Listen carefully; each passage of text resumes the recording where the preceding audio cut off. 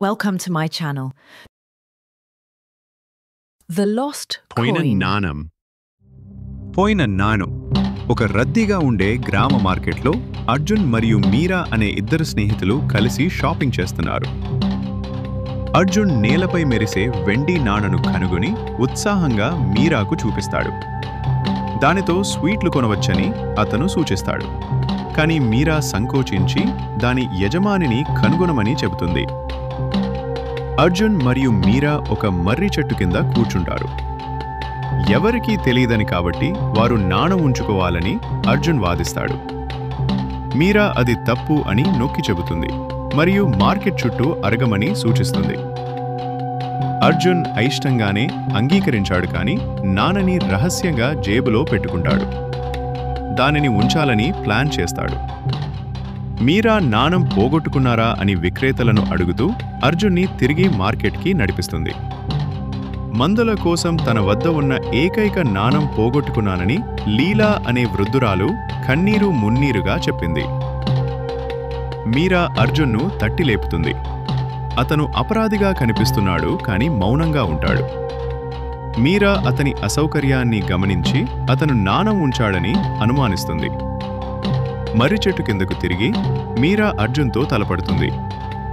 సిగ్గుతో అర్జున్ తాను నాణం ఉంచానని అంగీకరించి దానిని బయటకు తీస్తుంది. మీరా అతన్ని సరైన పని చెయ్యమని ప్రోత్సహిస్తుంది. అర్జున్ తల ఊపాడు. వాళ్ళు లీల దగ్గరికి వెళ్లి నాణం తిరిగి ఇచ్చారు. లీలా వారిని ఆశీర్వదించింది. అర్జున్ క్షమాపణలు చెప్పాడు. అర్జున్ మరియు మీరా కలిసి నవ్వుతూ ఇంటికి నడిచారు. కథలోని నీతి: నిజాయితీ స్నేహాన్ని బలపరుస్తుంది, మోసం దానిని విచ్ఛిన్నం చేస్తుంది. మరెన్నో తెలుసుకోవాలంటే మా ఛానల్కి లైక్ చేయండి, షేర్ చేయండి, సబ్స్క్రైబ్ చేయడం మాత్రం మర్చిపోద్దండి. Welcome to my channel. తెలివైన పాత చెట్టు. ఒక చిన్న గ్రామంలో రవి అనే చిన్న బాలుడు ఉండేవాడు. అతనికి గ్రామం బయట ఉన్న ఒక పెద్ద పాత చెట్టు చాలా ఇష్టంగా ఉండేది.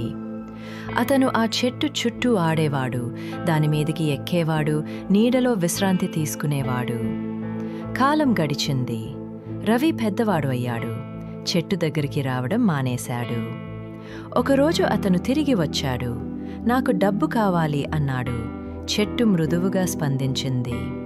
నా యాపిల్స్ తీసుకుని అమ్ముకో. రవి తీసుకుని వెళ్ళిపోయాడు. కొన్నాళ్ళ తర్వాత అతను మళ్ళీ వచ్చాడు. నాకు ఇల్లు కావాలి అన్నాడు. నా కొమ్మల్ని కత్తిరించుకుని ఇల్లు కట్టుకోమని చెట్టు చెప్పింది. అతను అలా చేశాడు. మళ్ళీ వెళ్ళిపోయాడు.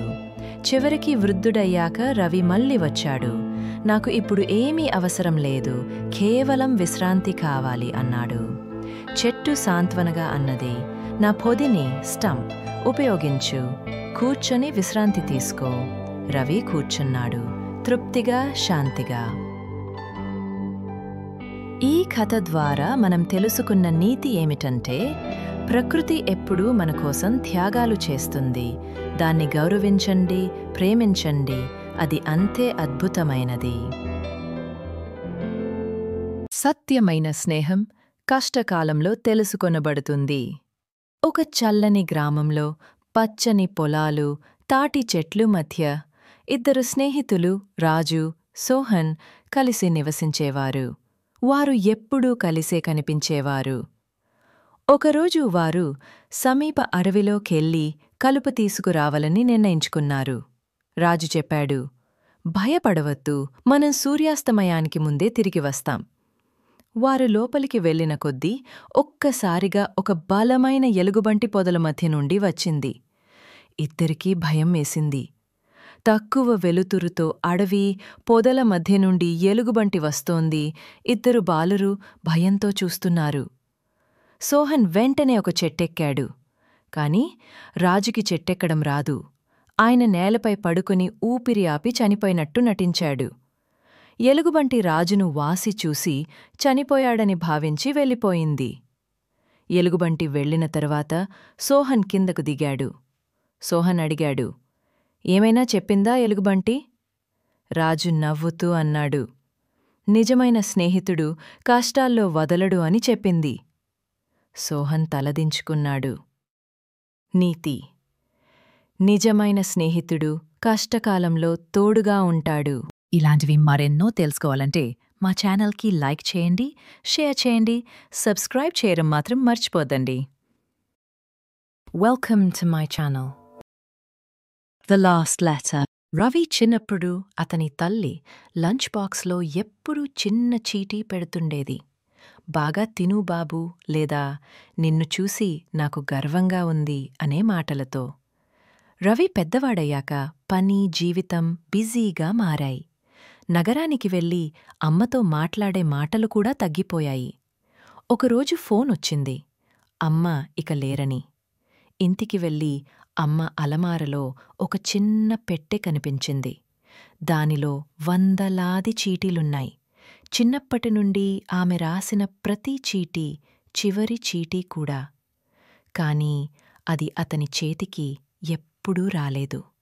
నేను లేకపోయినా నా ప్రేమ ఎప్పుడూ నీతో ఉంటుంది. నీ జాగ్రత్తలు చూసుకో బాబూ. కళ్ళలో నీళ్లు కమ్ముకుని ఎన్నో ఏళ్ల తరువాత రవికి మళ్లీ చిన్నపిల్లాడిన భావం తెలుసుకోవాలంటే మా ఛానల్కి లైక్ చేయండి, షేర్ చేయండి, సబ్స్క్రైబ్ చేయడం మాత్రం మర్చిపోద్దండి.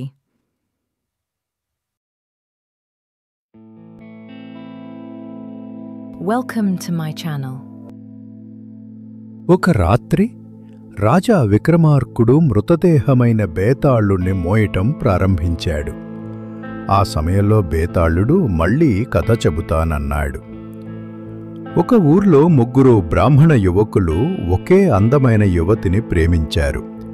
ఆమె వారిని పెళ్లి చేసుకుంటానని చెప్పింది కాని ఆమె గుండె నొప్పితో చనిపోయింది. ఆమె అనుకోకుండా చనిపోయింది.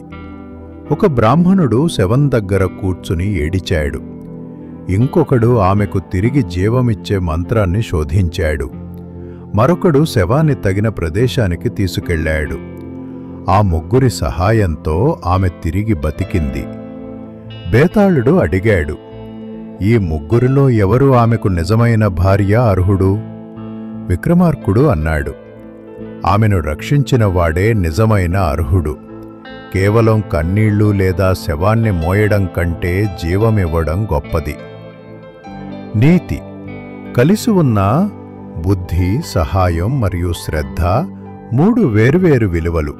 కానీ జీవితాన్ని రక్షించేది నిజమైన ప్రేమ.